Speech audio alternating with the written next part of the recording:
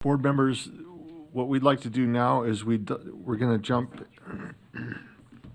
excuse me, we're going to jump over to R277-609. We're going to bring that back where we left off. And then following that, Scott Jones has an update from our meeting this morning with PEA. So we're anxious to hear that. And so we'll get that after 609. And then we have our study session, which we'd like to get through as well, where we can go over the travel, state travel training, and then the OPMA training as well. So we appreciate your patience, staff. We will be as efficient as possible. So let's go to 609 here. I can't remember. Do we have to vote to bring this back? We already said we were bringing it back. So, okay, we're going to jump in then. Let me give a reminder to the board that we had made some amendments. There was a motion on the floor, and I'm going to take just a personal privilege because I have the microphone here. I'm going to make a substitute motion to the motion that's on the floor, and the motion that's on the floor is that the board member Earl's motion to change up line 62, the expulsion definition. I'm going to make a substitute motion, and my motion is, I didn't send this in, I wrote it down. I move to reinstate the definition of expulsion from draft 1 into draft 4, since we're working on draft 4. And I see that as early as draft 2, that definition started being tweaked. So my substitute motion is to reinstate the definition of expulsion from draft 1 into draft 4. And I'm seeking a second. We have a second. I'll speak to it, and then we'll open it up for conversation. Point of information, go ahead, Member Lear. But you're now trying to amend, you're proposing to amend draft 4, is that right? Yes. Yes. And can I also ask a question Sure. related to that? Where did the draft from draft 1 come from? Our rule, 609, our current rule. No, but the one but where did that come from? Somebody else made it up. No, I mean, did Maybe it I'm come from the missing- code? Did it come from literature? Oh, I don't know where Case law how regarding- long it's been around. Yes. Because it's not, that's So not it didn't come accurate. from code, so it's somebody's interpretation From- a long time ago from draft 1. Okay, That's as much as we know. Is that right? that's what it sounds like. Okay. So, from my understanding, expulsion started to get tweaked early on in this process through committee, and I was part of that committee. I didn't even catch it, so I'm glad that we're on draft 4 now and we're still doing this. But it started to get tweaked, and then yesterday when we were having this discussion, I thought, wait a second, I don't know if I or anybody else has ever had a problem with the definition of expulsion as it was defined. So I'm trying to just get back to something that works, that is familiar to LEAs, that's familiar to us, that's familiar to everybody who's working in this process. And so that's me speaking to that motion. Member Davis. Substitute motion. That is the substitute motion. Oh, that is such a bummer. Okay. Is it? It really is. Okay. Can I make an Member- amendment? Can you, oh, that is a motion to amend. Sorry. I can make a sub. Yeah, I mean, are you guys telling me what I said, or are you telling me what I'm doing? Trying to what's on the board. Yes. If I may, Chair, it might be helpful to reorient ourselves as to where board members left things yesterday, so that way we can understand the order of operations and what may or may not be in or out of order. Sure. Okay. Yeah, so, oh, you're going to do it? Go ahead. So you can go. Well, I thought I'd done it, but it clearly was not. Just from a motions perspective, I just want to make it clear kind of what happened. So let me scroll up here. We have an underlying motion, which is to approve draft 4 as amended and forward the rule to the Reports and Requirements Task Force. That is what you all as board members have been amending. There have been some amendments that have passed.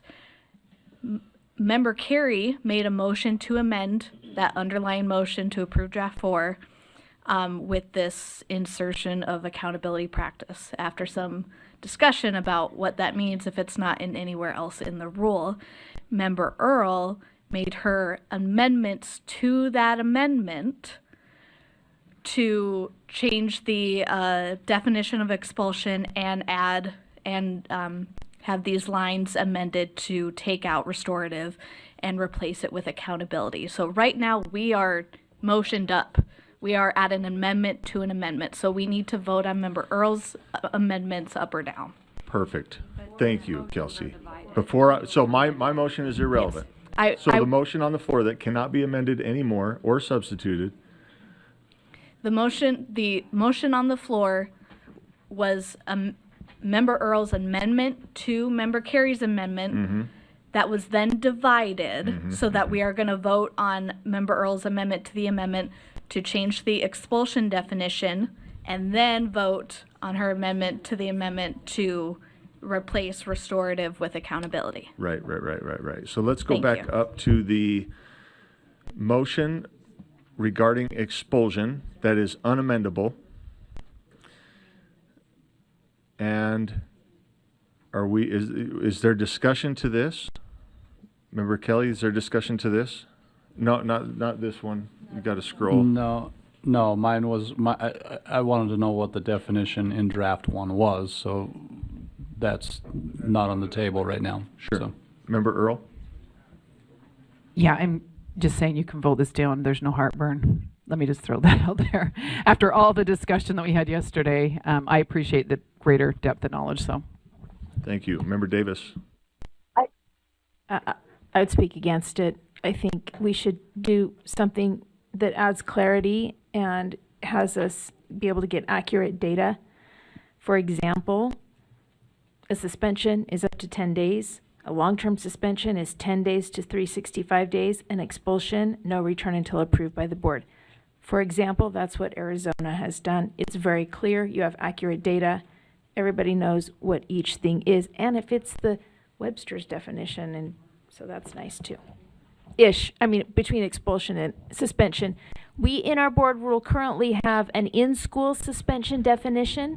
We don't have these other. Are you speaking against the motion? I'm speaking against it, the reasons Okay. why we should not vote for this. Perfect. Okay, so the motion before the board is that the board amend line 62 to read expulsion means a disciplinary removal from school for a fixed or indefinite period.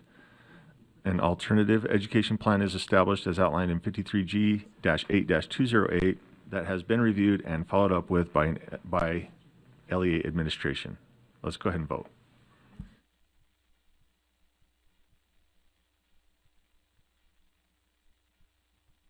Member Green is a no.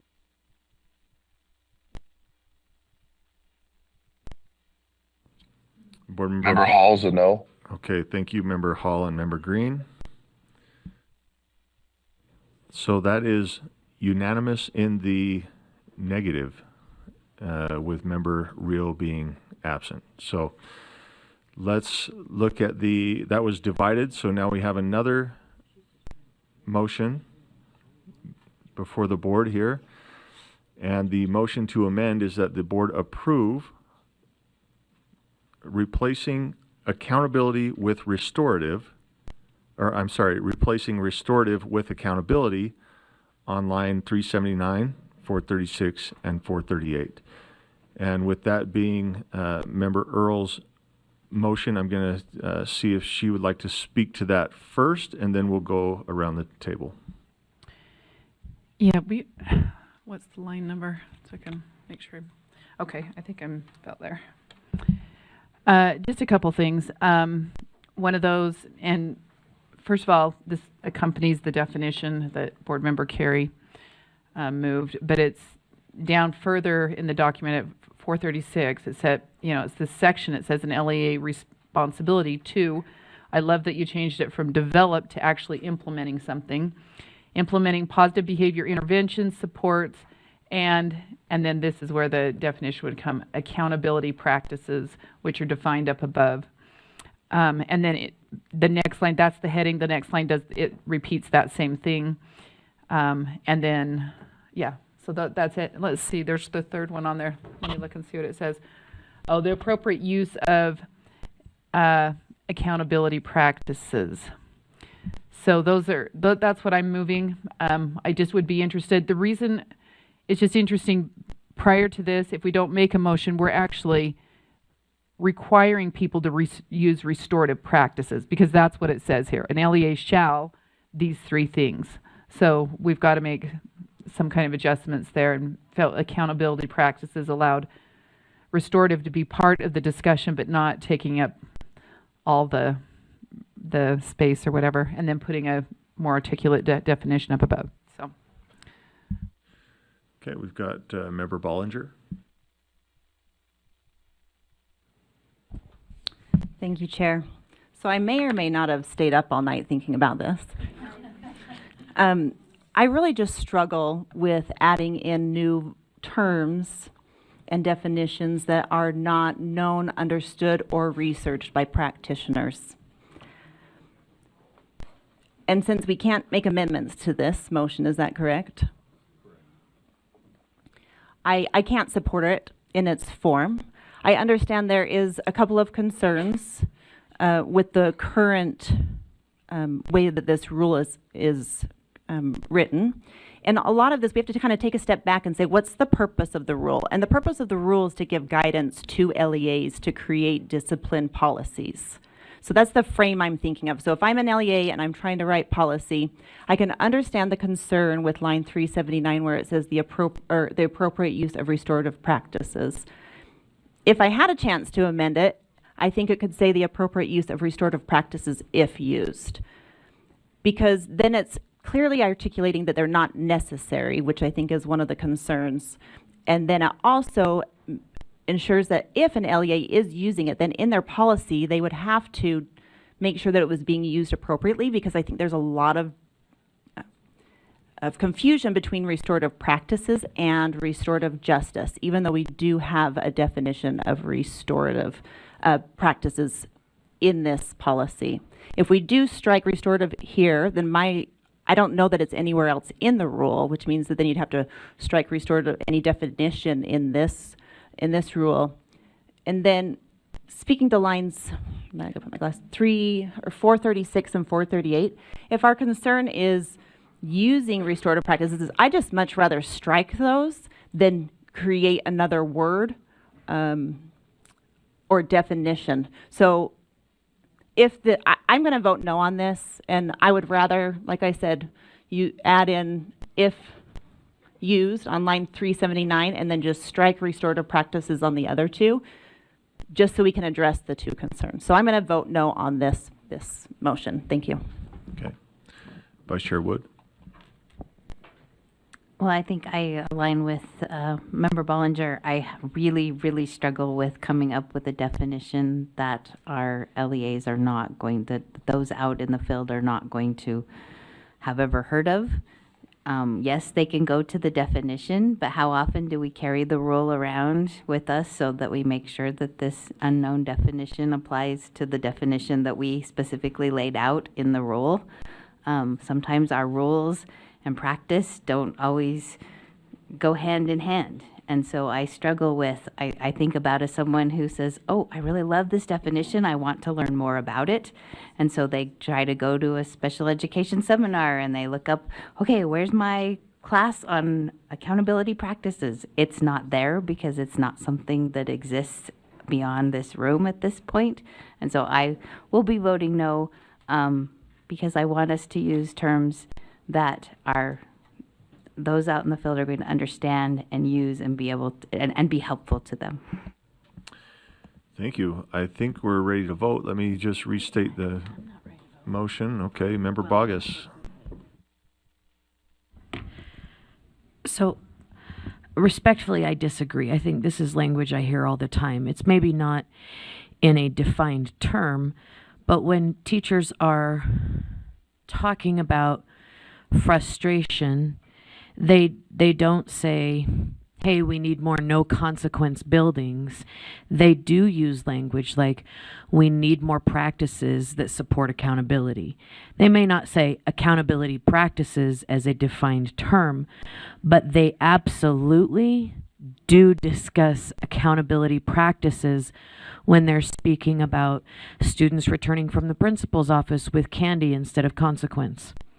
When they're speaking about the lack of support for disruptive, chronic disruption or sexual behaviors, they say things like, we have no accountability practices. And so I would respectfully disagree just in that context. There doesn't have to be a class for there to be a conversation.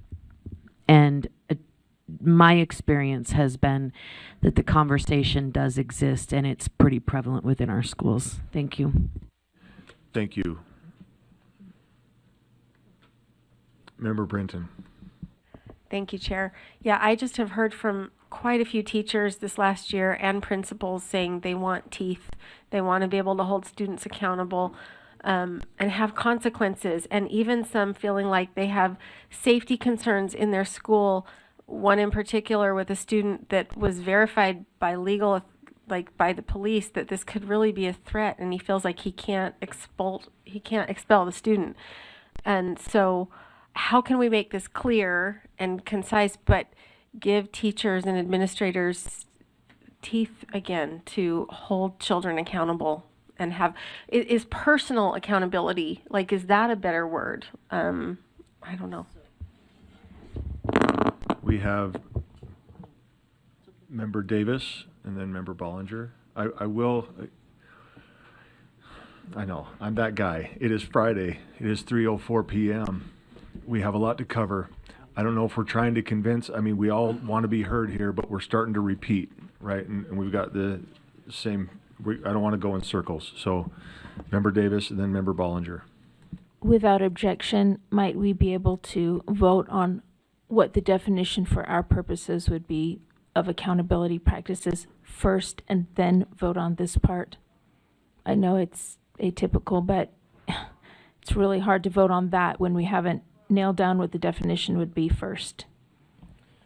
We kind of started this yesterday. I'm thinking processes. I really don't care, to be honest with you. Can we ask if anyone objects? Well, the reason that we went away from it yesterday was there was nothing in the rule that would hold a definition. Now, we could have still done it, to your point. We could have still done it and put it in the rule, so we could have done it first. Why have it if there's not going to be in there? So if you can say, yeah, we'll beat the tar out of the definition, but we're still going to put this in. But if we spend 2 hours or an hour going over this definition and then we don't vote for this anyway, then what's the point? We're kind of at this weird chasing our tail thing. So whatever the board would like to do, I'm happy to do it. What? I think we have to decide if it's even going to be in there. Well, nobody's going to vote for it the way it is now, because the way it's written now isn't. Well, we can put it to a vote, and that might solve the. Then you'll be back to the definition. Okay. Let's. We'll go to Member Bollinger here. We got.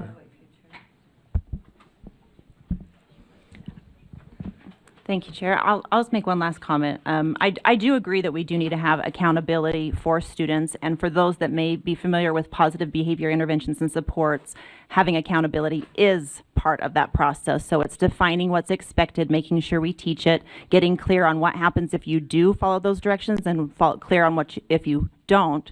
So to address that issue of accountability, there is a place online 446 where we could add in the word accountability and correcting student behavior to make that more clear. So I just think there's a better way to address it than creating a new definition. Member Lear? And I'm at the crossing point between process and content.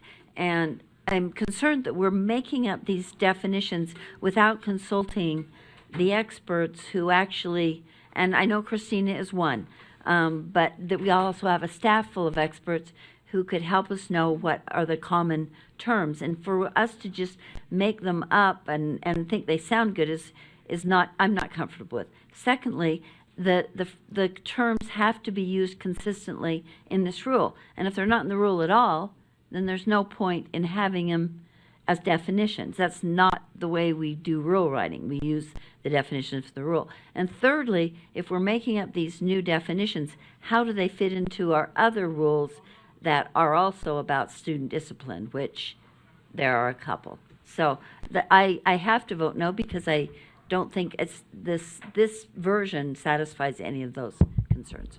Thank you. Member Kelly. Call the question. Question's been called. Do we second that, or we just go for it? We need a second.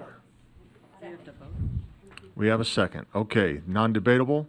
Question's been called. Let's go ahead and vote.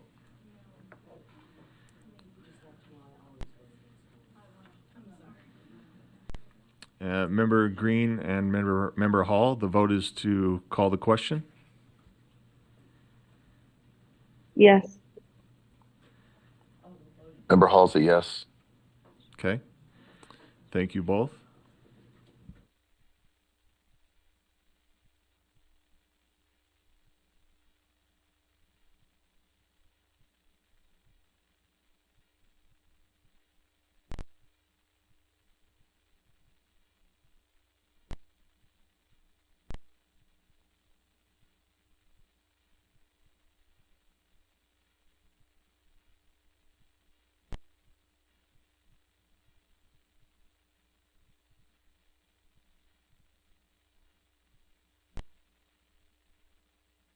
Okay, that passes 11-3. Those in opposition are Member Bogus, Vice Chair Wood, and Member Davis. So that brings us to the amendment at hand, and that is to replace the word restorative with accountability on lines 379, 436, and 438. Let's vote. Oh. Okay.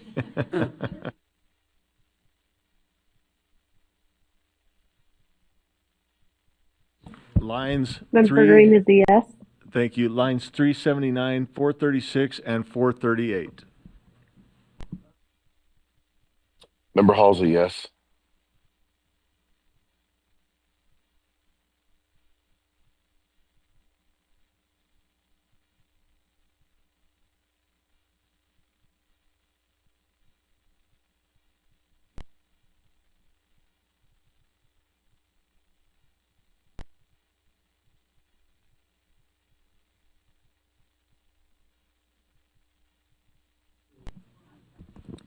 That motion passes, 8 in favor.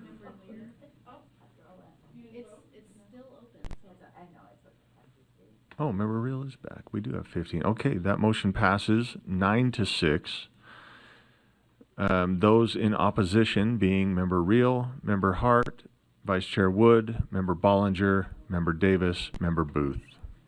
Okay, this brings us, so the motion is amended. This brings us back to the definition. So just for clarity, if the definition doesn't pass, none of this passes. Okay? I know. So, the motion before the board is that the board amend draft 4 as follows. Beginning on line 33 of draft 4, insert the following. Accountability practice is an evidence-based practice that increases academic outcomes as well as decreasing behavior that disrupts the learning environment and holds students accountable for their actions by requiring them to take responsibility for repairing harm and providing restitution when appropriate. Some practices, including adapting instruction to increase engagement, working with the parent to establish feedback and ratings, and restorative practices. Is that accurate? And restorative practices. And strike restorative and replace with accountability on lines.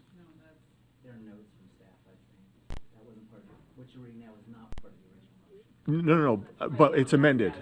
Yes, this is the amended in part. And strike restorative and replace with accountability on lines 379, 436, and 438. That is the motion before the board member.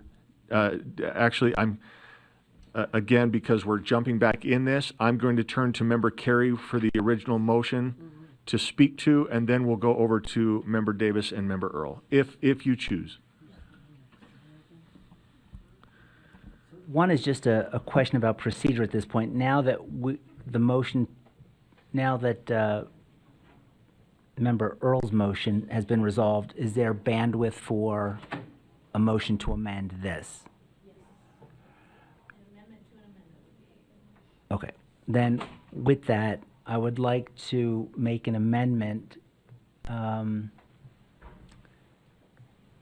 Accountability practice is, it says and, that should say any.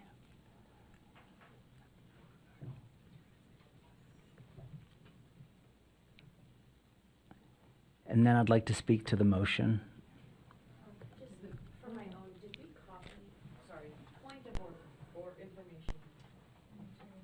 Okay. You Has need it to, been- there you go. I'm looking for this draft. Has it been moved into today's agenda, or do I need to go back to yesterday's agenda? That's all I need. Thank you.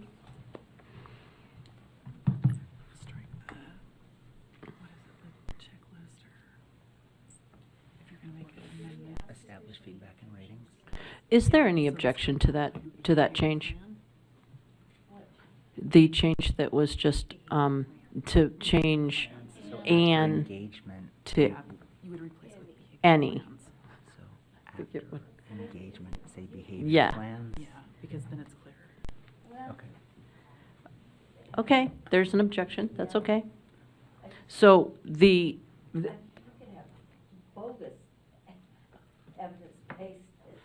okay, so the amendment is changing and to any. And part two of that motion would be after the word engagement, we would strike working with a parent to establish feedback and ratings Whoa. and replace that with behavior plans.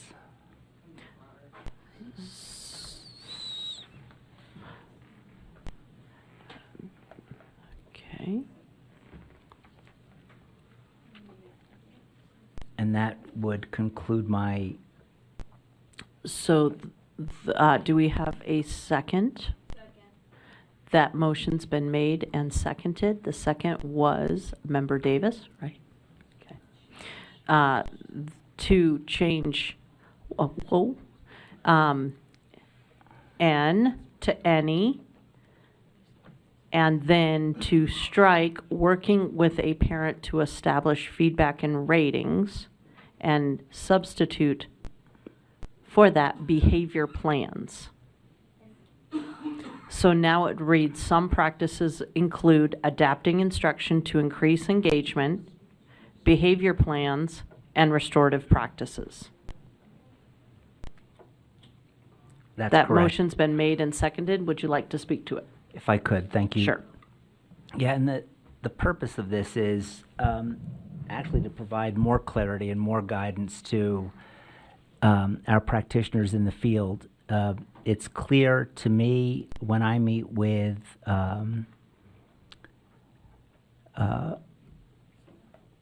practitioners, educators, there is a misunderstanding about restorative practice, when it can be used, how it should be used. Overwhelmingly, there's this misunderstanding that this is the preferred or the singular way to go about Rule 609. And having read 609 several times, I can understand why that misunderstanding was there. The accountability practice really establishes that LEAs, I want them to have the freedom to use whatever plan they deem is best. That's why I'm saying any evidence-based practice. And if you have certain behavior plans that you feel are best, then use those. If you want to use restorative practice, you can use that. I don't want to limit either by rule or misunderstanding of the rule that our LEAs should have the bandwidth and the tools to do what they deem is best within their LEA. So that's the purpose of the motion and the language. Thank you, Vice Chair Hart. Other lights for this? Member Davis? I'll speak to the motion quickly. I had asked and appreciated this bill sponsor, got legislation in my brain. Anyway, I'm changing that because an accountability practice is not an evidence-based practice. So when you add the Y, it says, you know, for our purposes, basically, accountability practice is any evidence-based practice that does this, including, you know, these things. And the second part was I looked at where they had gotten the word rating, and it seemed to be describing behavior plans in general, which we use often in schools. And so I just asked for some clarity there. I think those amendments make this much better. I will just quickly say, and Chair's going to get mad, but I won't have to speak again. I probably won't vote for the whole rule, and I'll be the only one, and I know, but it's because, and the bill sponsor on the Hill is a lovely man, but I sat out in the lobby with the parents of the kids with special needs who are crying out in the lobby because of the language in a lot of this, and I just can't sit out there with them and then turn around and vote here, but I know it's going to pass, and I do think these amendments make it better. Thanks. Thank you. Member Lear? And the restorative practices that's in there now, on the next to last line, is changed now to accountability something or other. Is that right? No. We still got restorative practices in there, Right. blended with accounting. Restorative practices is now an element of. Okay.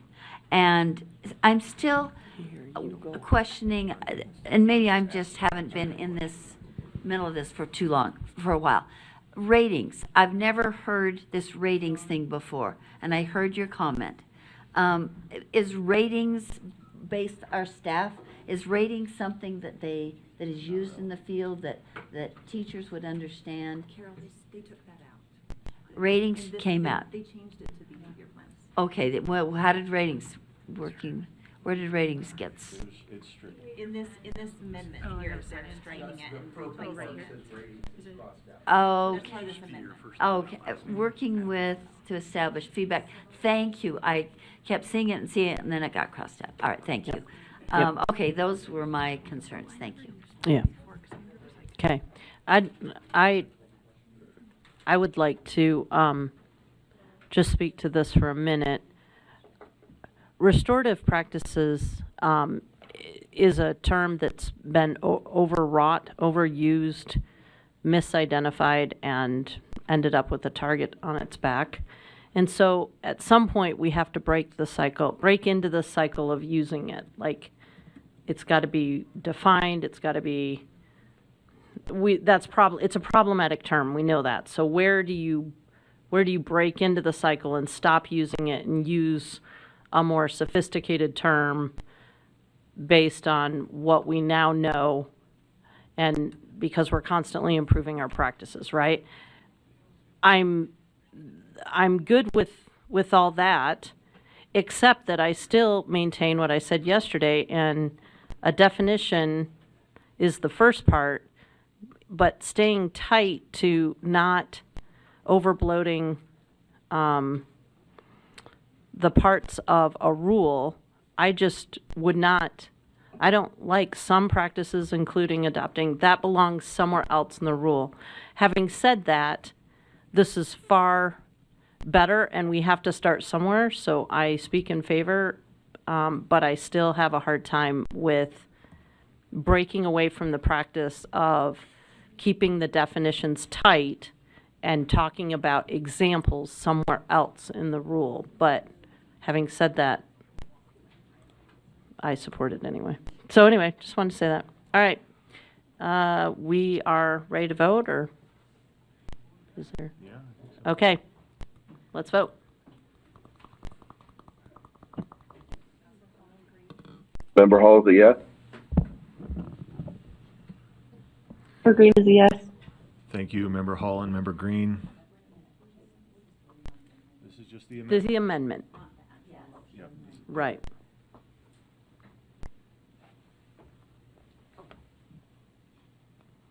All right, with a vote of 14 to 1, the no vote being Member Reel, that passes. Now we move to the underlying motion, amendment, sorry. Yes, please.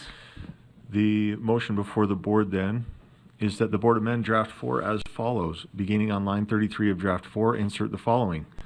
Accountability practice is any evidence-based practice that increases academic outcomes as well as decreasing behavior that disrupts the learning environment and holds students accountable for their actions by requiring them to take responsibility for repairing harm and providing restitution when appropriate.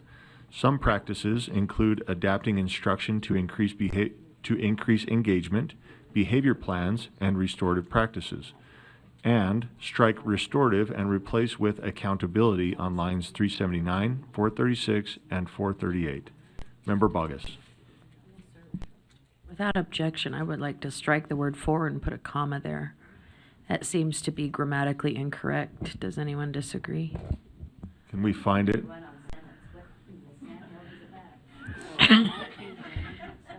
Where it Admittedly, says it is tough to read. them to take responsibility for repairing harm. It seems to me that one should strike the word for and take responsibility, repairing harm, and providing restitution. It seems to me that should be a comma.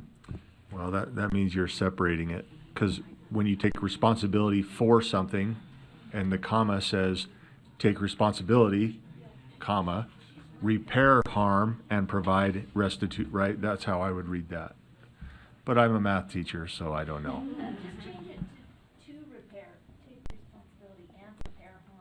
So we've got, work with Member Bogus. There's clearly some sort of So I would just like thing. to point out that Carol called me an expert and Cindy said I was right. I'm just pointing it out. They're not taking responsibility for repairing harm. No, they're not. They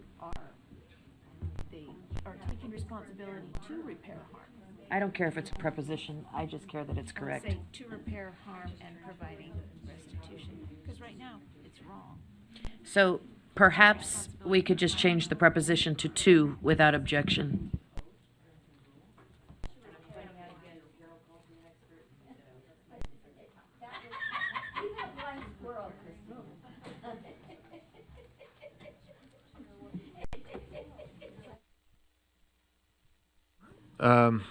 Here's what I'd like to do is I'd rather not wordsmith this for 30 minutes. I'm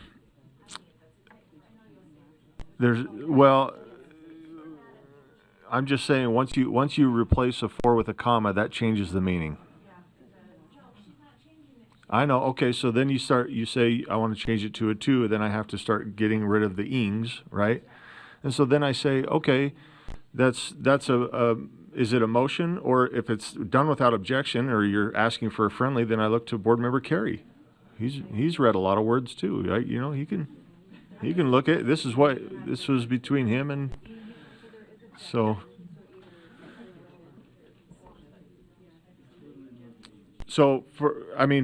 Me personally, if somebody says, well, Chair, what do you want to do? I'd like to vote on this, and then staff, we need to work with maybe the maker of the motion and say, okay, does this capture your intent? We've heard his intent. I think we either agree or don't agree with his intent. I would hope that he would be self-disciplined enough to say, I'm not going to pull a fast one on everybody, right? And then we'd have to bring it back and change it anyway. But that's what I would do. I'd say, okay, we need to wordsmith a little bit, then let Member Carey work with staff and get it right. He's fine with that. Is there objection to that? I know words matter. Okay. This is where we are then. Remember, Deputy Superintendent Newey. not to add complexity. Elise Newey, Deputy Superintendent of Policy. We are going to have to change just a little bit of this to make it align with OAR rules anyway. We're going to have to change the is to a means, and then we're going to have to make this an A and a B. Just letting you know that so you are fully aware. I appreciate that, and that's what I'm saying. There's process to this, right? So,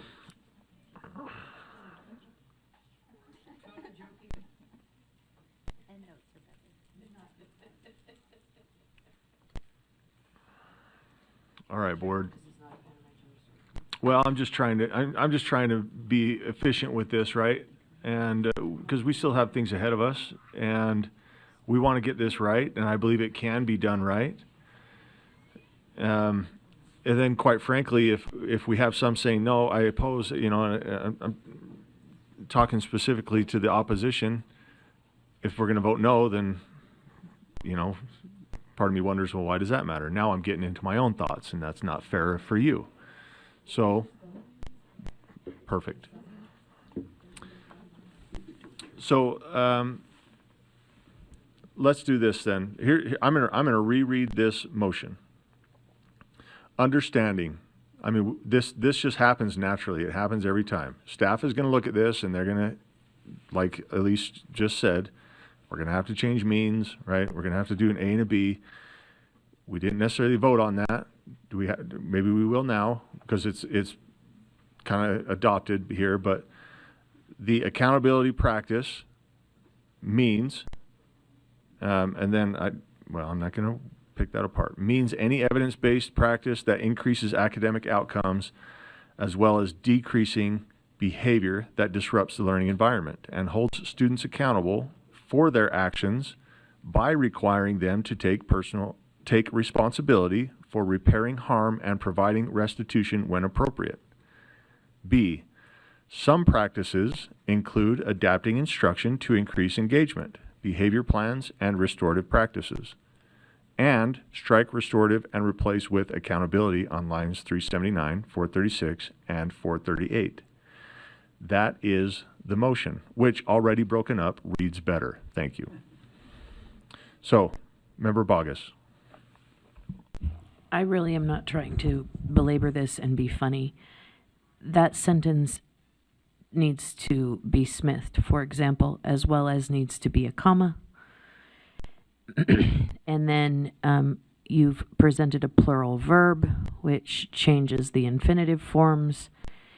I don't disagree with the sentiment. I absolutely do not, but it does have problems, and I'm happy to move a motion, but I am actually totally with Member Lear. Words matter, and there is no such thing as a technical amendment. Perfect. Give me a solution, not a problem. Then I would move to strike the words as well as and put a comma. I would move to strike the word for and put to.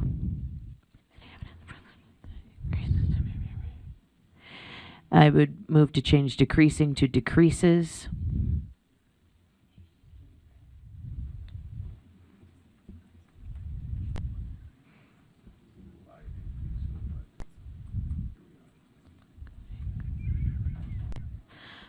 I think that fixes it enough. Member Carey. Chair, if I could see that in draft form, they could all be friendlies. I just need to see the proposed text. Yeah. Thank you. We'll just wait, and then once we see it, we'll probably get a second.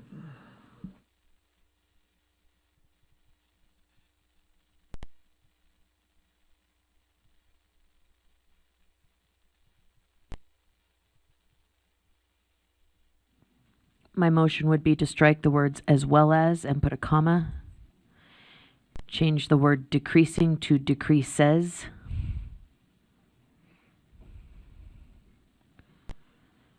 Change the word for to to.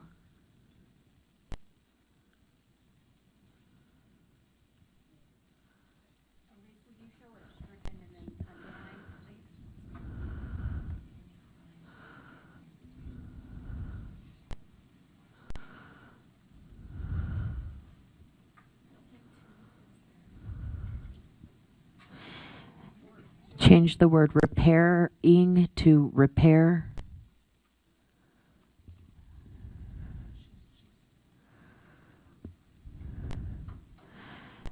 And change the word providing to provide.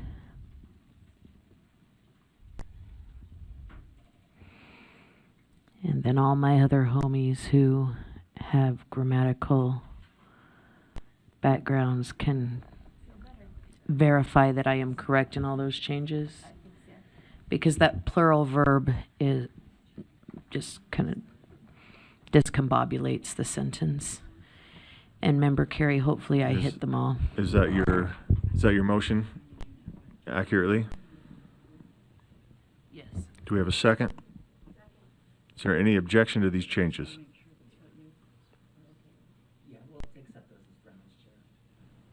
No objection, that's in. That passes.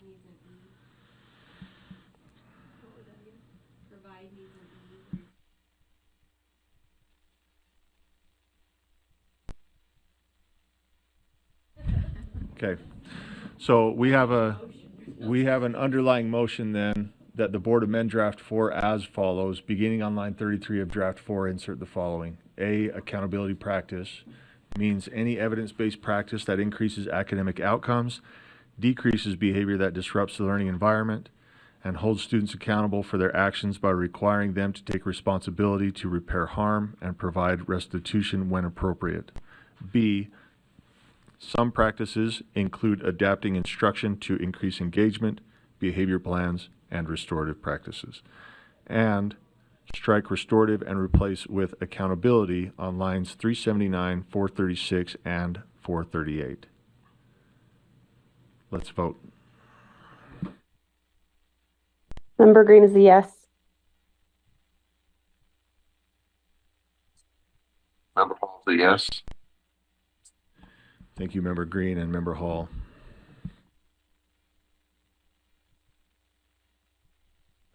That passes 10 in favor, 5 opposed. Those in opposition being Member Booth, Member Wood, Member Reel, Member Lear, Member Bollinger. Thank you. So we have, I'm going to, back to the main motion, I'm going to move to amend as I attempted to falsely last time, but I do want to move to reinstate the definition of expulsion from draft 1 into draft 4. Is there a second? Second.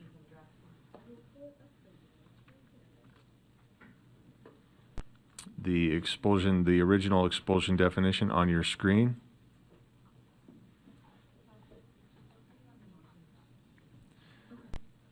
And speaking to that, Member Davis. The rules up, I don't know. I have a substitute motion. Go ahead.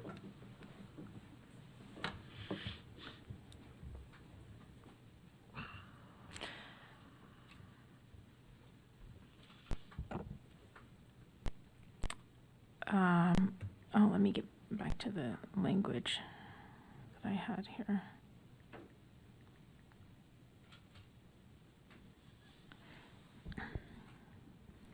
I move that in this rule, we define suspension as up to 10 days, long-term suspension, 10 days to 365 days, and expulsion, no return until approved by the board. If also changed in code.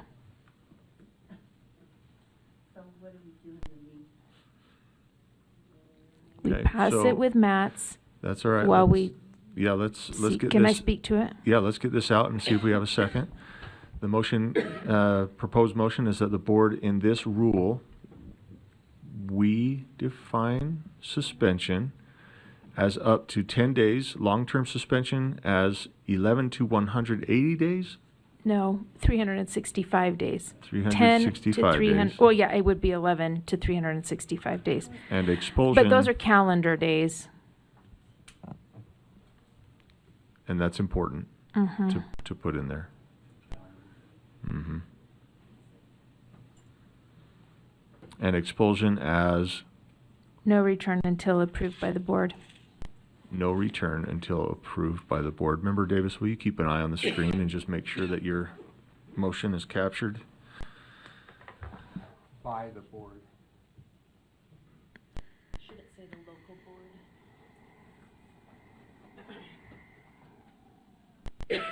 Or LEA board.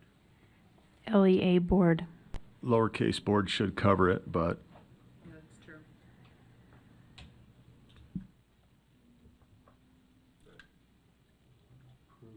Approved by the board.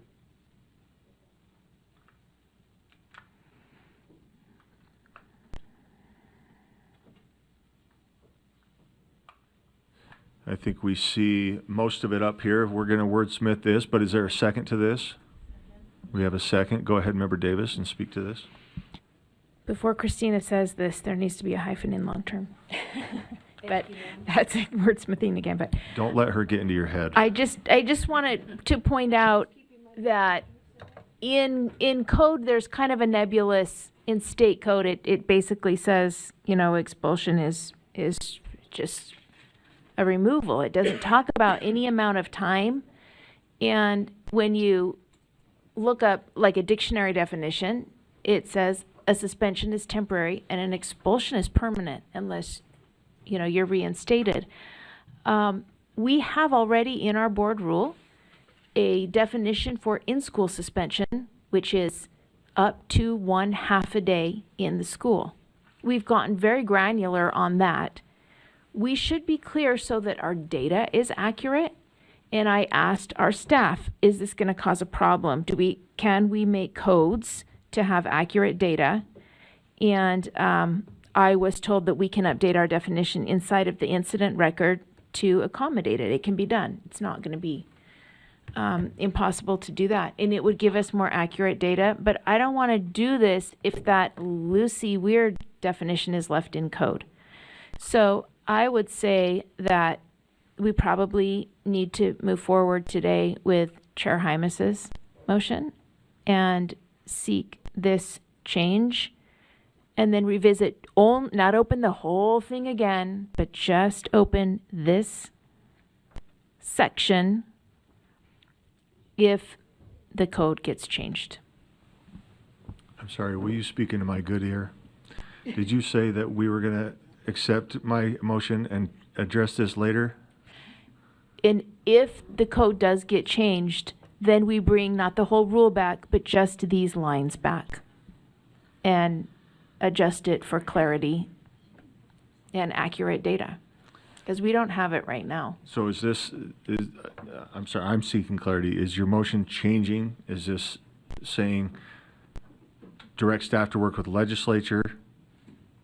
And in the meantime, whatever the board decides for expulsion, or because we have a motion right here, and so I'm just getting clarity. So maybe I should amend your motion, so then the whole thing just passes together. Whatever That we go you with want. You've this got the now, floor.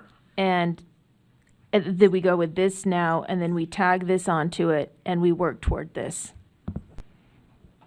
And maybe we need to add at the end of that, when it's brought back, we just bring back these lines. So this is no longer a So we don't- substitute. This is an amendment. amendment. To amend.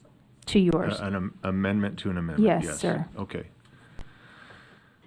And then let's make sure that reads correctly, Member Davis. And while that's being typed up there, we've got a few lights here, or we've got one light. We've got Member Carey. So let's, staff, if we can continue to work on this amendment to the amendment, and then Member Carey, go ahead. Thank you, Chair. Yeah, just today in law and licensing, we looked at a rule that came up for its 5-year renewal, R277714, which is unsafe school choice option.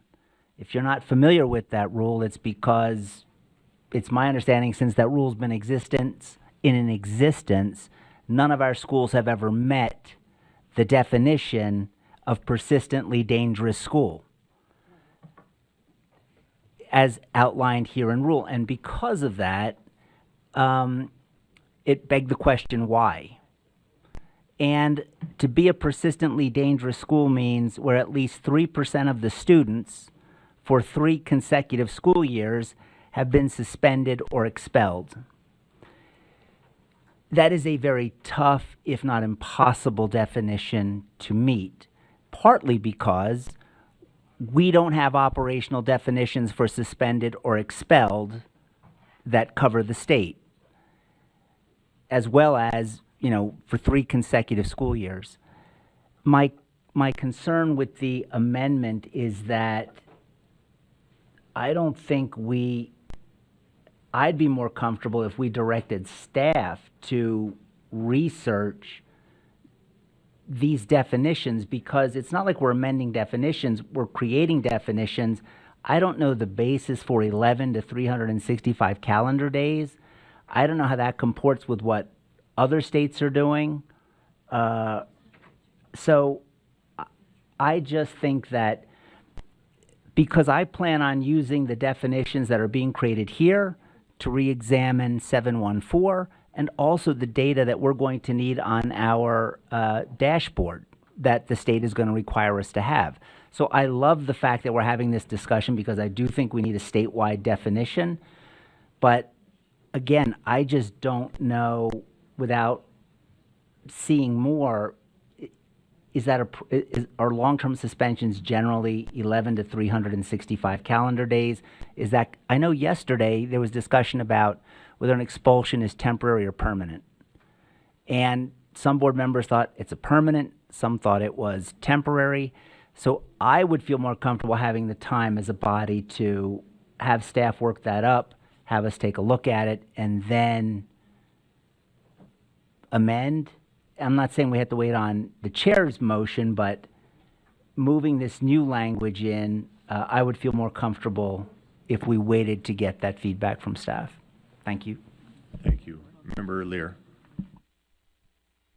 Agree with that. And Cindy, long-term suspensions are not a thing. It's, you've got a suspension or an expulsion.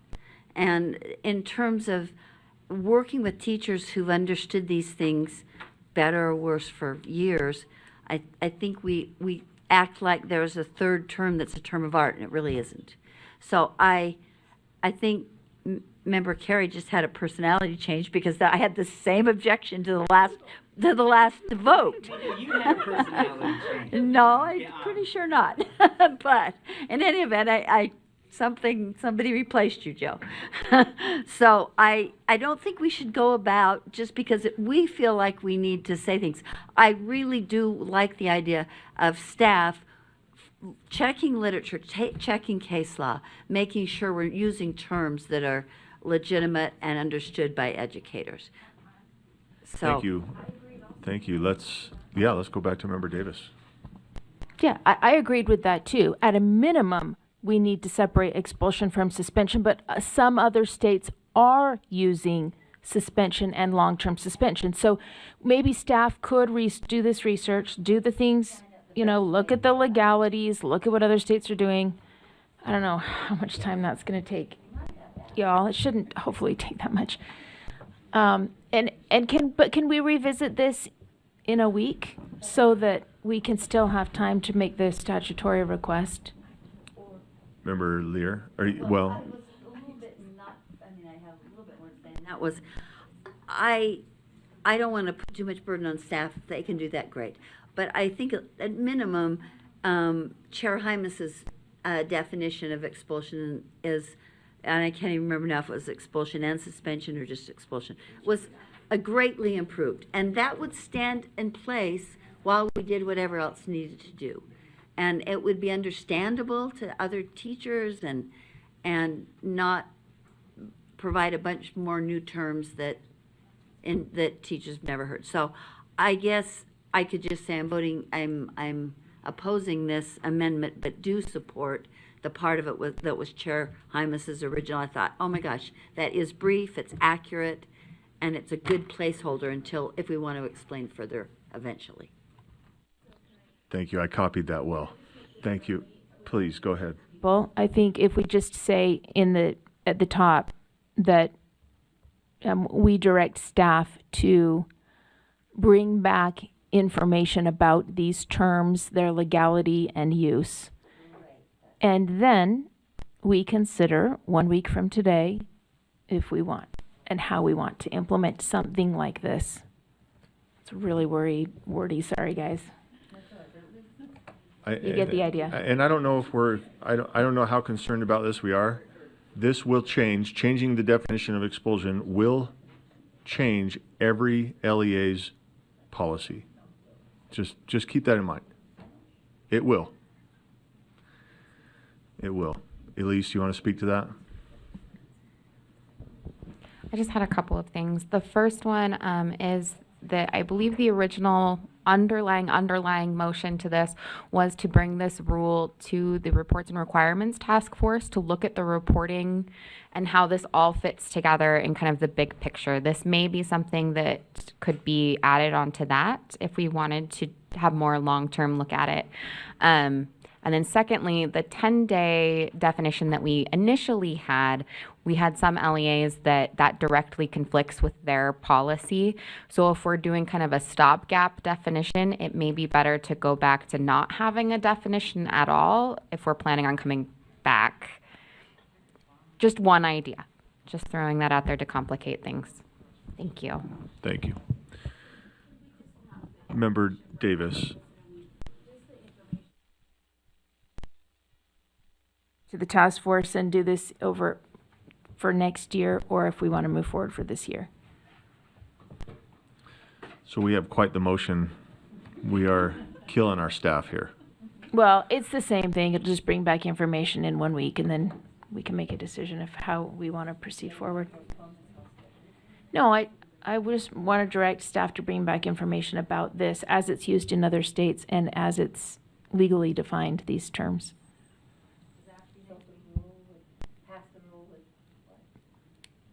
I can personally reach out to some of our Reports and Requirements members and just ask them what their policies are and what the impact would be on them. And I can add that to this other information that staff brings back. Member Bollinger. Just a question to the maker of the motion. Does it have to be next week with it being legislative? Or I just hate for this to take up a ton of our time if we're trying to focus on so I'm just curious about the timeline. Member Davis.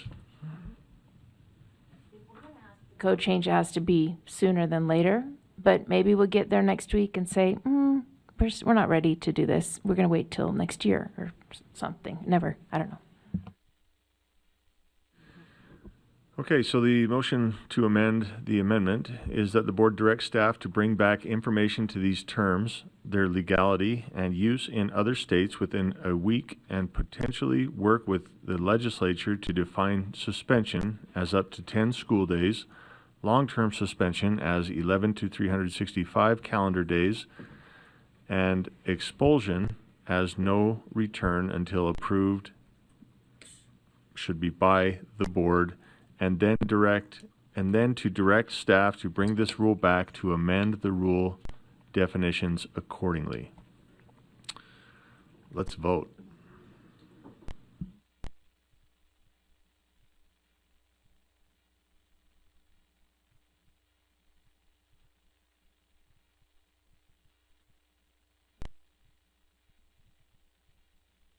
Member Green and Member Hall.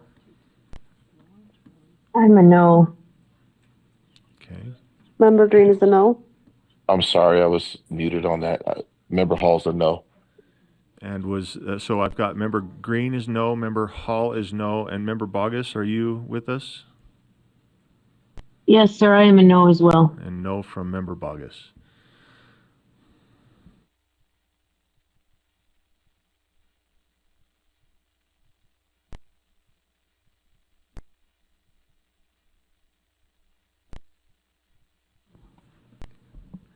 Oh, and Member Earl is absent. I see. Okay, so that motion fails. 8 against, 6 in favor, 1 absent. Those in favor are Member Hart, Member Booth, Member Reel, Member Wood, Member Lear, Member Davis. This brings us back with Member Earl absent. This brings us back to the underlying motion, and that is to reinstate the definition of expulsion from draft 1 into draft 4. The definition being beneath it. Let's go ahead and vote.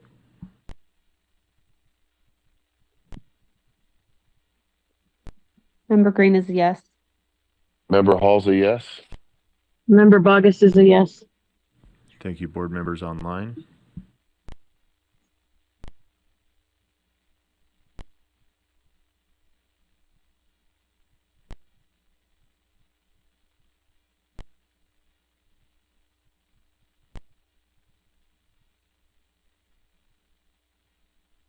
Okay, that passes 14 in favor, 1 in opposition, that being Member Davis.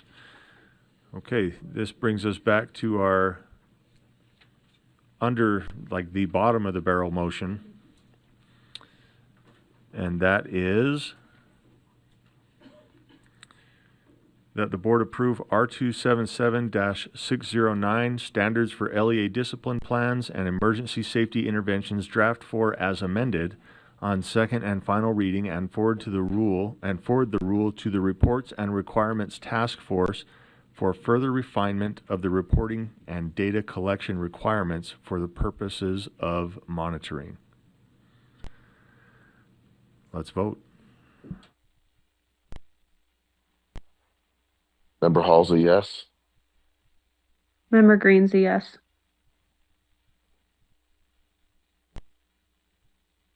Member Bogus? Yes, sir. Thank you. And that passes 11 in favor, 3 in opposition, and 1 absent. The 3 no votes being Member Booth, Member Bollinger, and Member Davis. Board members, are you guys tired? Is it just me? Man. Okay. Here's what we still have ahead of us. We've got, Scott, will you come forward? He's going to give us a brief report back from this morning's PEA. And then we'll go there, and then I'll discuss here with leadership our next step. But hopefully we're going to wrap up soon. Deputy Superintendent of Operations Scott Jones, Sybil and/or Kelsey, could you pull that? Sorry, I run IT, but I don't know how to connect the laptop to the thing. So, just assuring you all, I'm on top of it. Yep, everybody's listening. Okay. Okay. I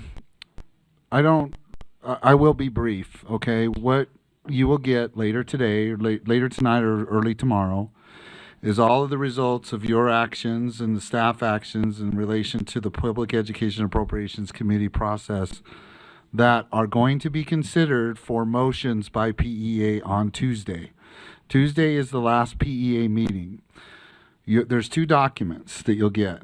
There's one that shows what the status is of all the requests, not just your requests, but the governor's requests and the requests for appropriations from legislators. It's about 6 pages. We'll highlight your requests, your amended requests as a result of all the activities that you did yesterday, or the activities you did yesterday. They were received very, very well today by PEA. On behalf of the chair, the Senate chair, I think she's good with this, is she wanted to thank you all for bringing it in to the consideration of where revenue's at, what they're up against, those considerations, those aspects. What you see here, which one's this titled? Sorry, I can't see that far. Okay, so these are the reallocations. Chair is Deborah Jacobson online.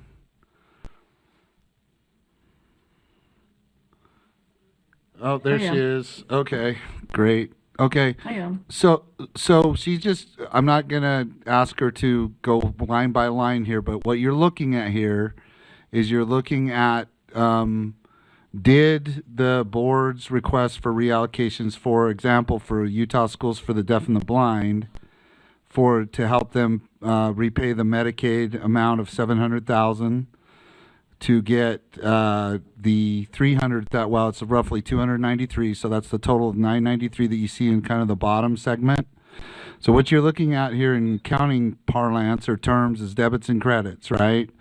The LFA is supporting your request for the technical changes to help USDB with the Tooele situation with services there of 293 and the 700,000 for Medicaid. Also, you can see where you as the board months ago had identified carry forward balances to help the districts, small rural districts, with administrative funding of 3.26 million. That's in process. So good news for our small rurals, right? You responded to their need or their request that they didn't get the one-time money that they typically got last session.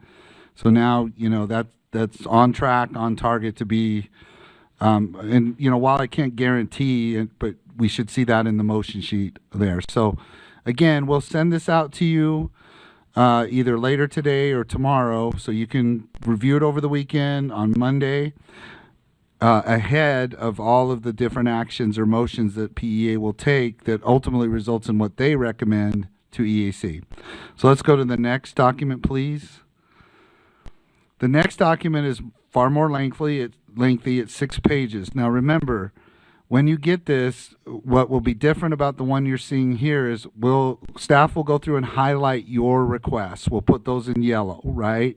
Where you can see, for example, I'm just giving you an example, you can see that they took your request to change your original 3% increase to the WPU, or above the 4% on the WPU, to 1%. Can you see that in the comments?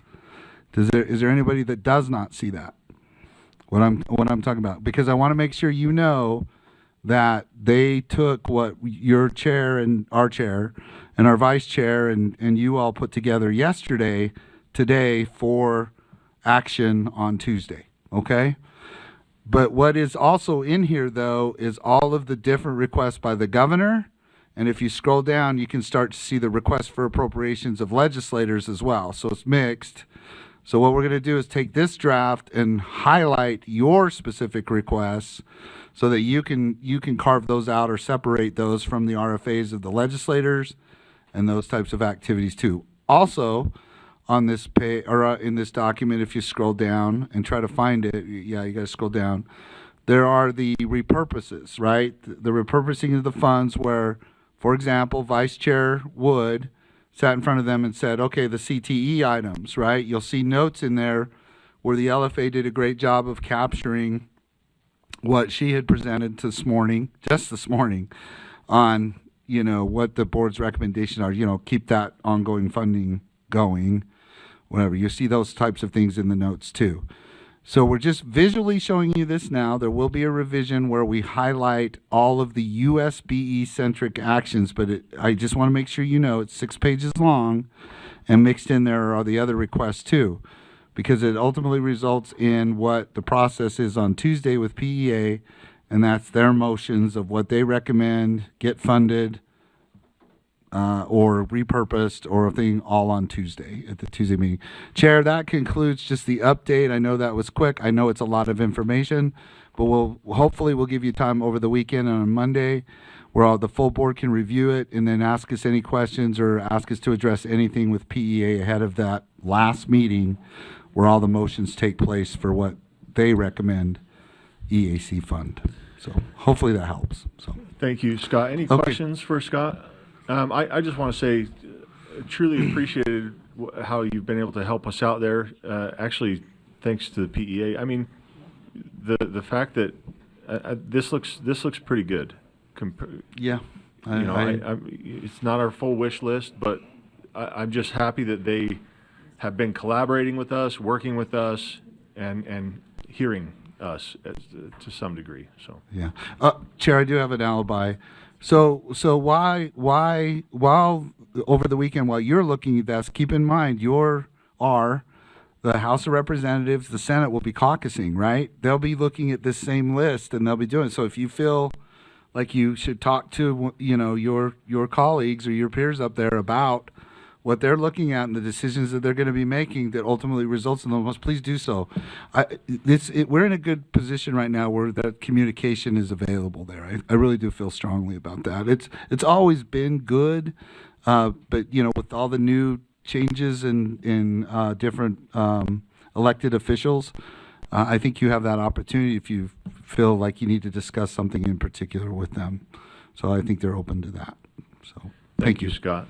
Thank you. Okay, we've got one more item here. We're going to do 6.1, the discussion on state state travel concur training, and then we will find a time to do the OPMA training. Is this what I'm hearing? Understanding? We'll find a time to do that online. Does that sound accurate? Did we leave you out of the conversation? Oh, well, I mean, Dr. Gibson just I know. said that. And Ben left as well? Well, I don't know what I want you to create. I thought we were on a similar page here. Let's, right.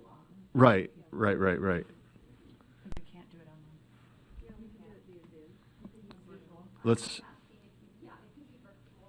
that's what I meant. Sorry, I don't mean for you to create an online program.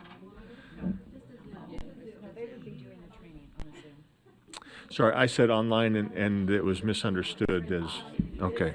That's my own fault. Sorry. Let's get, do we have Melissa Harrington here with us? She's online. So we'll turn time over to her. Here. Okay.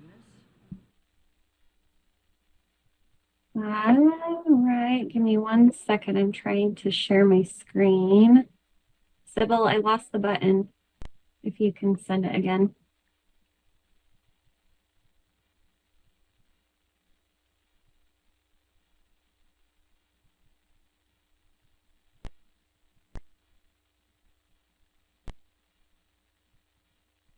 It says I cannot share while another participant is sharing.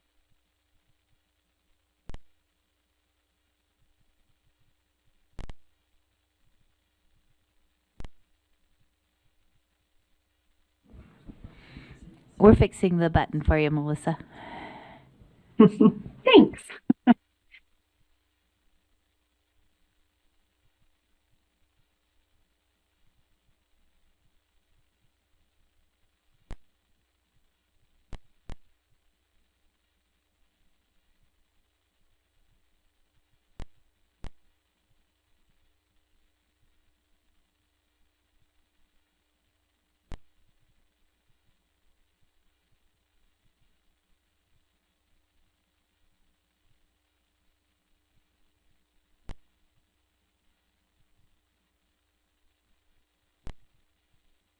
Okay, I think it is working.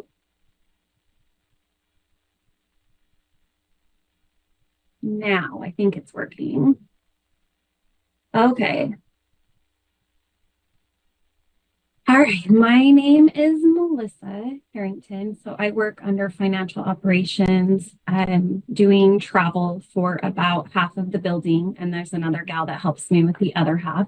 This is going to be a really quick, I know you guys are busy, so this will be really quick and just barely go over the top of travel. So I do suggest if you have an out-of-state travel that you're planning on going on, just reach out to me and we can one-on-one go through the process from start to finish. So our whole travel team consists of 4 people. Diane Sutton is a financial manager, and she is also over travel, and she approves travel. So her and Shauna Ford are the first approvers in the workflow. And then Shauna also books all flights for USBE travel. Me, Melissa, so I enter all of the requests into our travel system Concur, and all of the expense reports. This includes like mileage reimbursements and things like that as well. And then there's Dana Oxley, who also, she does the same thing I do, just for different people. So I will primarily be helping you guys with all of your travel needs. All right, so the first steps, when you have out-of-state travel, this doesn't need to be done for in-state, but it has to be approved by board leadership first. So you would just send an email to your board leadership and then CC Sybil to get that first approval out of the way. And then she'll just kind of keep me in the loop and make sure next steps for memos to get it on our conference spreadsheet and things like that are approved. And then all overnight travel, so this is in-state and out-of-state, need to be entered on our overnight travel request intake form. So this just notifies me that you are planning on traveling, and I'll show you what that looks like in a little bit. For in-state, generally it needs to be approved 24 hours before you travel, but we have a new memo that came out just for the board members that we are no longer entering the actual travel requests in Concur. So this is mainly just to let me know about the travel, and I can help with hotel rooms or anything like that. So I'll show you that in just a second. For out of state though, there is policy that has to be fully approved in Concur 45 days in advance. So if you know of some conferences and things that you're going to want to go to, just letting Sybil and I know sooner the better and get the intake form filled out. So once we receive these intake forms, I get an email, and then I will start working in the background. If you don't hear from me, that's good. I'm just getting it put together. If there's some information I need, I'll reach out to you. And then once it's all entered in Concur by me, you'll receive an email that says it's ready to submit, and I'll show you how to do that in a little bit. And then after the trip is approved, you'll receive another email. Concur likes to send a lot of emails. I'll show you which ones to not ignore though. So once it's fully approved, then we will get the flights booked for you, and registration can be paid. And that is something that Sybil can help you with on the registration portion. So while you're on your trip, you just want to make sure you're saving all your itemized receipts except for meals. That's paid out on a per diem. And then when you return, you'll fill out an expense reimbursement form that I'll show you in a little bit, and you'll attach all your receipts to it. And that just kind of notifies me that you're back and you're ready to be reimbursed. Yep, basically what I just said. All right, so policy is much, much larger than this, but this is just a handful of things that I think would be really helpful for you guys to know. We want to make sure when you go somewhere that we are able to reimburse you.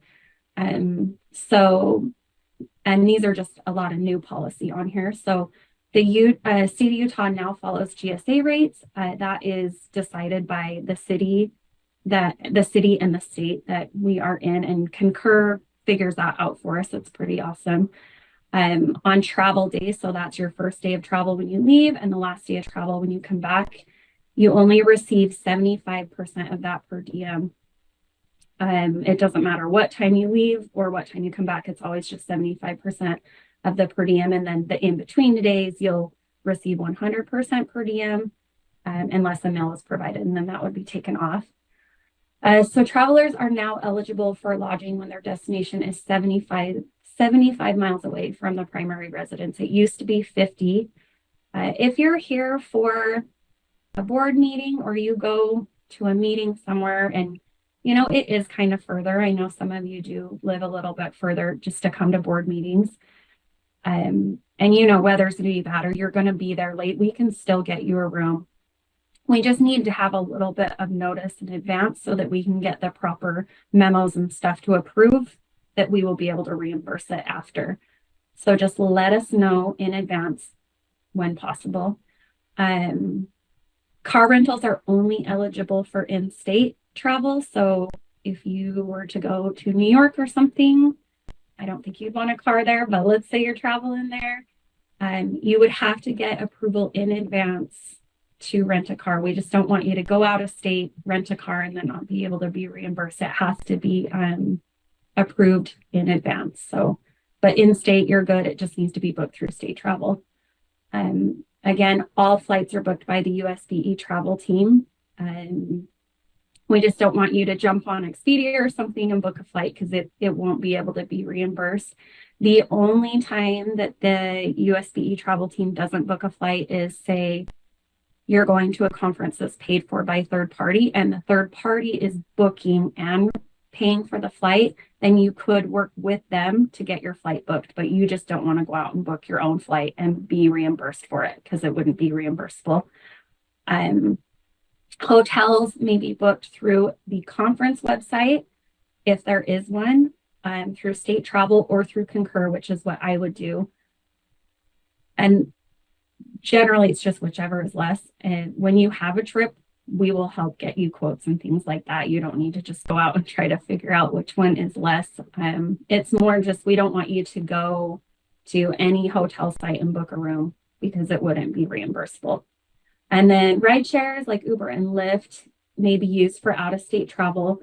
This can be for business purposes only, so you can use it, and this is new policy, from your home to the local airport and back. That used to be against policy, but now you're good to go. And then when you're at your destination, you can use it from the airport to the business hotel.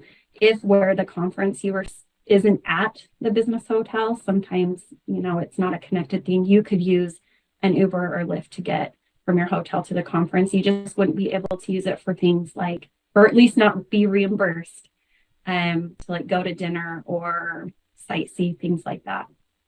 And then the tip on those ride shares can be reimbursed up to $5 or 20% of the fare, taxes, and fees. And it must be shown on the receipt. So if you tipped the driver $5 in cash, it wouldn't be reimbursable. We just have to see it on the receipt. All right, logging into Concur.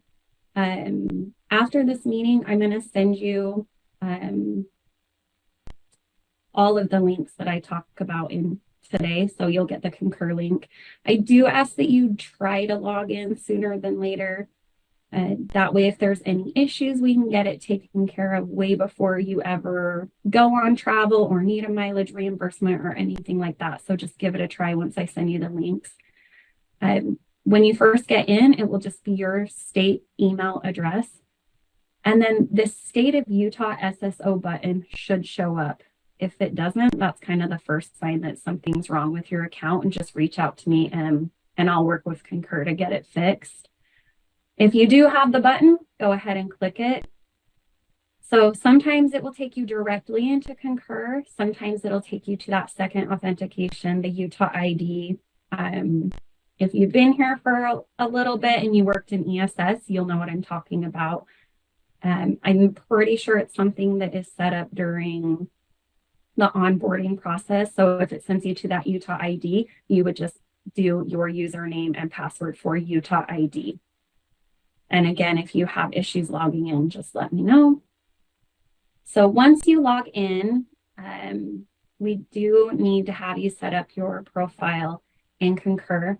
So the top right corner, there will be a circle, a blue circle that has your initials. I've also seen like the outline of a little person in it. So you'll click on that, and then down on profile settings. Once you click on profile settings, a page just full of words come up. So you'll click on the personal information, and from there you'll see a bunch of different sections. So this is all of your profile information, and this replaces the Christofferson travel profile. So when flights and things are booked, this is where the information is pulling from, and same with hotels and things.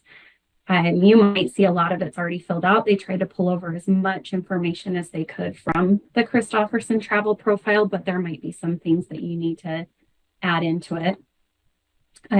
So we do want you to look at your name, make sure it matches what's on your driver's license, because this is where they're pulling flight information.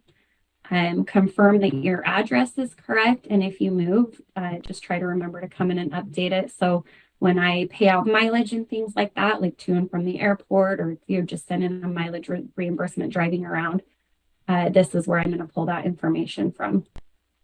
And then your travel preferences, so you can put in your frequent flyer numbers or hotel numbers. You'll see places to enter all of that. And then adding a credit card is at the very bottom. So this is needed if a hotel is ever booked through State Travel, or if I book it for you in Concur. We have to have a credit card on file. So me being your delegate, I can get in and enter trips and book things for you. I won't be able to see that your credit card information. I will be able to see that there is one on file. So it is secure. But if it's something you're not comfortable with, we could always look into getting a P card and add a P card to it. So if that is something you're interested in, just reach out to me. All right. So once you fill out the overnight travel intake form, and I'm going to just show that to you really quick. It's going to be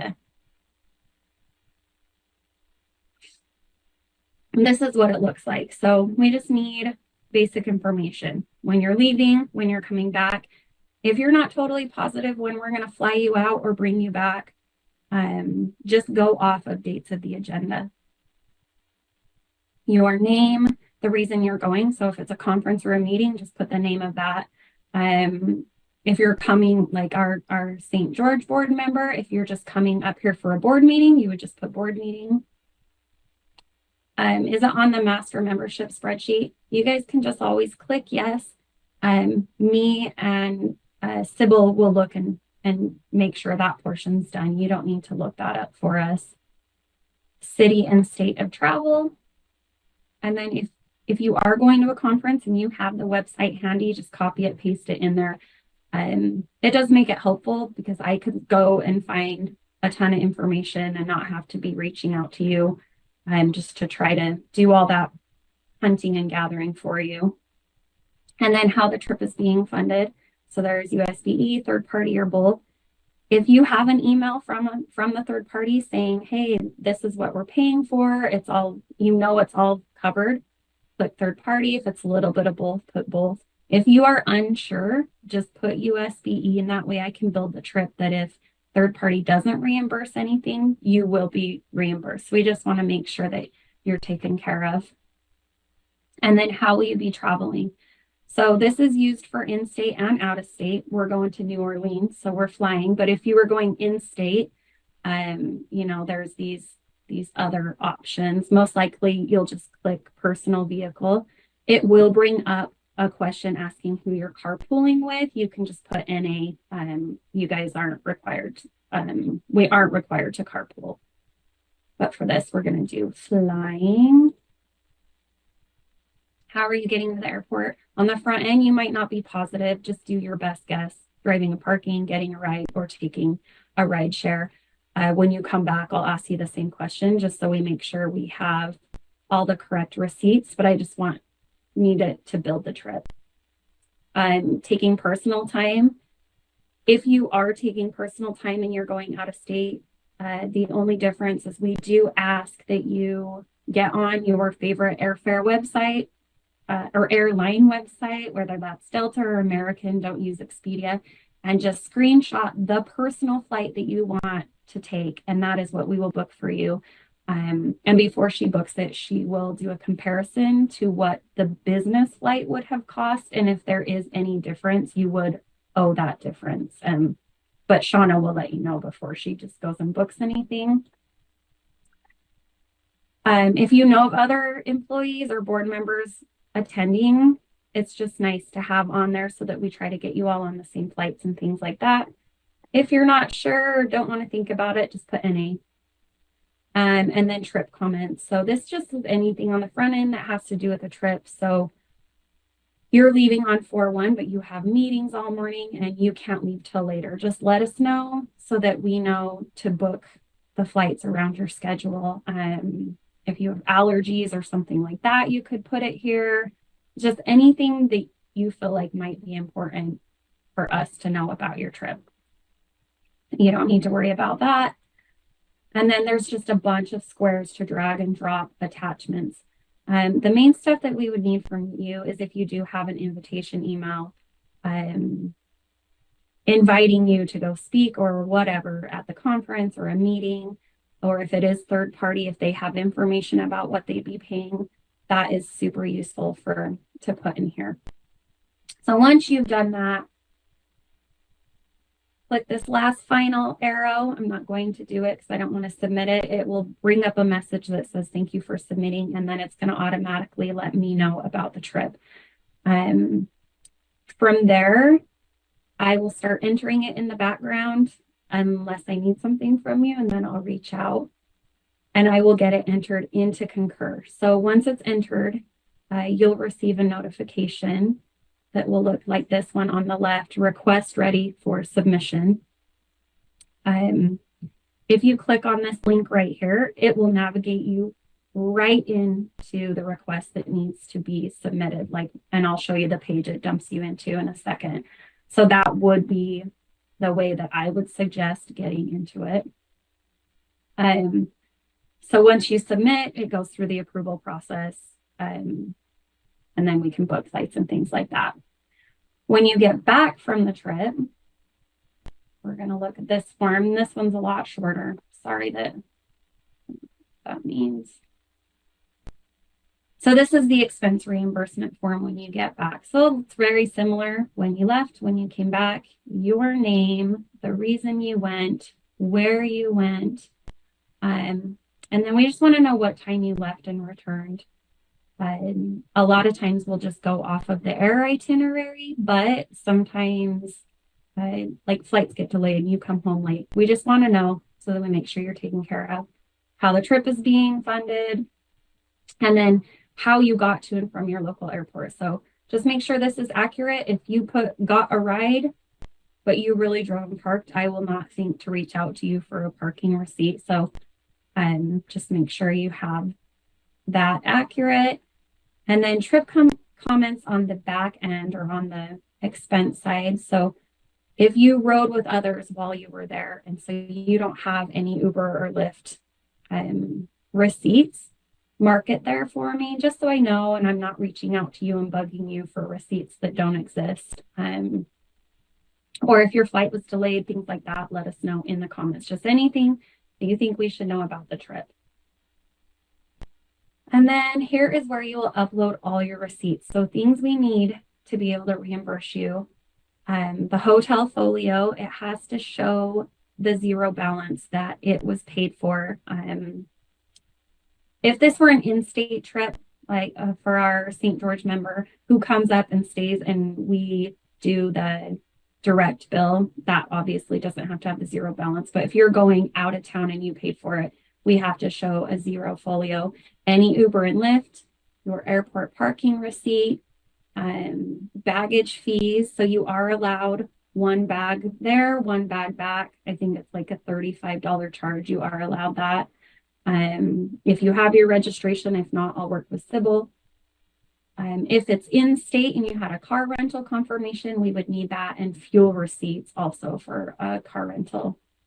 So you just drag and drop them all in here, click this last arrow, and then it notifies me, hey, they're ready to be paid. And I will just start working in the background. If I need something, I'll reach out. If not, I will get it all entered into Concur, and then you'll receive this email on the right that says a report is ready for submission. So in Concur, the reimbursements are called expense reports, and I'll show you what that looks like in a little bit.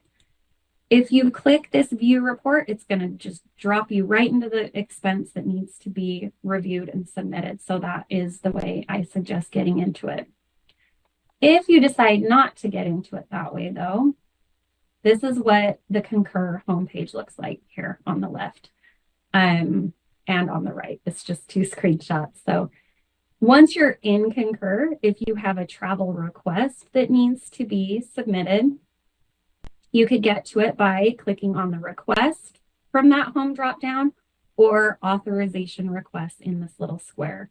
If you had an expense, you would get into it by the expense drop down next to this home or expense reports. So you'll see this expense reports and you'll see available expenses. So available expenses are fees, airfare charges, anything that gets done through that state travel or Concur module. There are always agency fees and things like that. So those will show up in your available expenses. You don't need to do anything with them. Those are things that I will pull in and reconcile with your reimbursement expense report when I do it. So you would only need to worry about clicking on that expense report. So this is what a typical travel request would look like. The expenses look very similar. If you had that notification saying, hey, you have a request ready to submit or an expense ready to submit, this is the page it takes you into. So there is no question if you're in the right trip, and that's why I suggest using that route to get into it. So for Oh, I did not mean to do that. Sorry. So for on the request side, you just need to look it over really quick. You don't need to go into too much detail looking into it. So like this one, you might notice I have not put a hotel reservation. So things like that. If you're looking at this and you're like, Melissa, you didn't give me a hotel, just reach out and I will fix it for you. If it looks good though, just go ahead and click submit request. On the expense side, it's going to look very similar.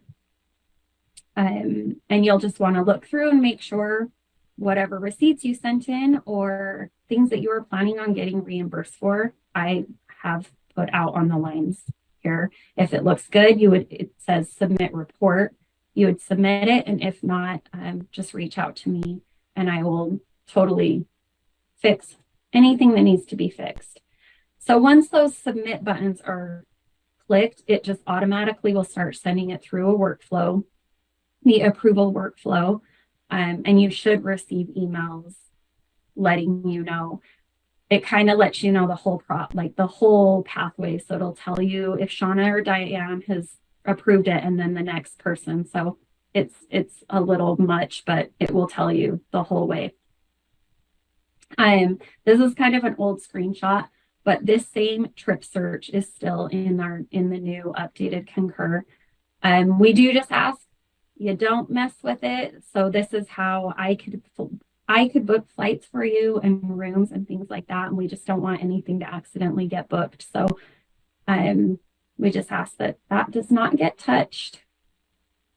And then these are just some helpful links. And we'll get you guys these slide decks. I'll have work with Sybil to get everything sent over to you. The only one I want to show you, and I'll send you the link directly to this. This is a travel page that we have made. It's just all things travel. This is where the links to those requests are for the overnight travel request intake form, the expense request intake form. I'll make this a little bit bigger. So you can get into them from here. You just have to save the site to your favorite browser. We do have policy in here, just some training documents. I'm sure you guys don't have a whole lot of time to dedicate to travel, but if you're curious and want to just come in and look through stuff, I will send you the link and get you access to all of this information. That is all I have for you today. So I do recommend when you have an actual trip, if you're like, I don't remember what she said to do, just reach out and I can do a quick one-on-one step-by-step training. But for now, are there any questions? There are, Melissa. First off, thank you for your presentation. It was asked, does she see us? We don't know what you see, but we do have some questions. I can just see little squares. That's Okay. it. So no, I can't see much. Well, we were all staring and paying attention intently, so you don't have to worry about it. We have some questions. Again, thank you for that. This is very helpful as several board members travel throughout the country at times for various things. Mhm. And you know that because you get those requests. So anyway, we've got board member Carey, and then I have a question from Vice Chair Wood. All right. Melissa, thank you so much. This is a simple question, but imagine that there's a board member who can't remember their login.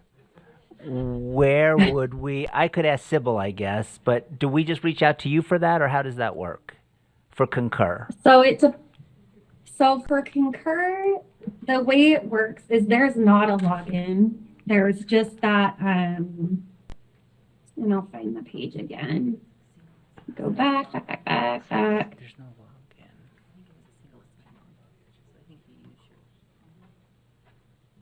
Okay.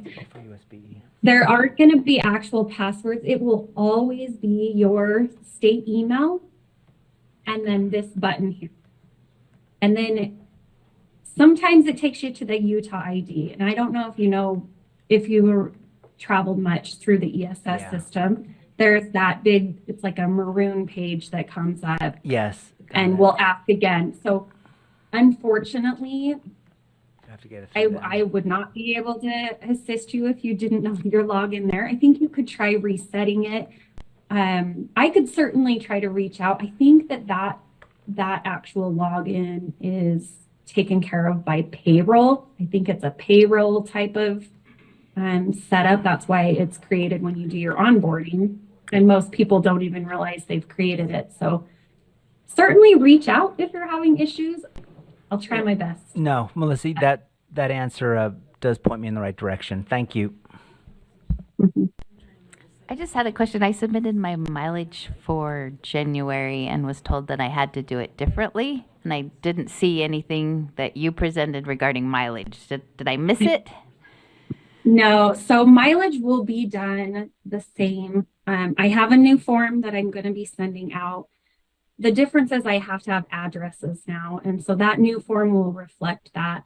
I believe yours, there was just, if you're just going to like USCE or the Capitol or something like that, obviously I can look up that address, but there were just a couple addresses that I was not able to know exactly where you were going. Oh, so like when I put in school so- districts, now I need to put in the exact address to the school district office Yes. or to the, okay. Yeah, and then the new form, it looks really similar to the old form. It just has the squares just for the information that I'm gonna need. So that will be sent out hopefully today. If not, at some point this weekend or Monday, I'll get all this new stuff sent to you. So And do I continue to input it just the same way? It's just on the new form? Okay. yep, so you'll just input it, send it to Sybil. So the way we used to do it is all the approvals would get done on that form and then it would go up to payroll. Now it's all going to be done through Concur. And I will enter it, but that's where I'm going to pull the information from. So you'll just enter it, send to Sybil, she'll sign it and send it over to me. So Okay. All right. Member Brinton? Sorry, I want thank you, Melissa, for all your help beforehand. This is Member Brinton. I am just wondering about the defensive driving class. I was told that I had to take some kind of defensive driving training before I could get mileage for anything, or yeah. And I don't. So it's not for mileage. That's just to rent a car. Oh, that's to rent a car. I am Okay. not totally sure. I believe that Cami Wilcox is the one. Them and payroll. It's between Cami Wilcox and payroll. Okay. And there should be. It's like an online course, pretty quick. Oh, I think that was just if I was going to use a state car when I was here. Is that correct? Rather than Yes, Uber so or if something. you're ever gonna rent a car, Okay. or use a state car. So out of that's the state only- or yeah. use this. Okay. Thank you. Yeah. Okay. I'm not seeing any other lights. I actually have a question. Okay. This is Member Green. Okay, Member Green. So do you, are we supposed to submit like our monthly travel requests for like our hotels or board meetings through Concur Yes. or? Okay. No, so that will be a new thing. Uh-huh. So it's just that travel request intake form. Let me just pull it up. It will be the overnight travel request intake form. So you can fill it out. This is something Sybil could fill out. It just notifies me and then I can get rooms and things booked. So I do need to know if you're coming up. And that's how it will notify me. And then I'll make sure that rooms get booked and things like that. And then on the back end, when you're done, you will need to fill out that expense reimbursement to be able to get like the mileage and the meals and things like that. So that is a new process that you will have to do. Okay. The other thing is back to the mileage reimbursement. You said you're going to send that link out. Is that's a different form than through Concur for the mileage Yeah. reimbursement? Is that correct? Yeah, so it's going to look really Okay. similar to the form you guys have been using. It's a little simpler. So you'll fill it out the same way. I will enter it in Concur, and then you'll just have to do that review and submit for it to go through the approvals. So that's going to be the only difference is you'll review and submit it rather than signing it right on that form. But yeah, I'll get that new form sent out. Hopefully And, this afternoon. and this is a new site than what we've Yes. used before. Yes. So we used to use ESS, and this is a new site. Okay, thank you. All right, members, I am not seeing any other lights. I don't think we have any, and we have a motion to adjourn. It's non-debatable. All in favor? Any opposed? That motion passes. Happy February. Have a Thanks, good everyone. one.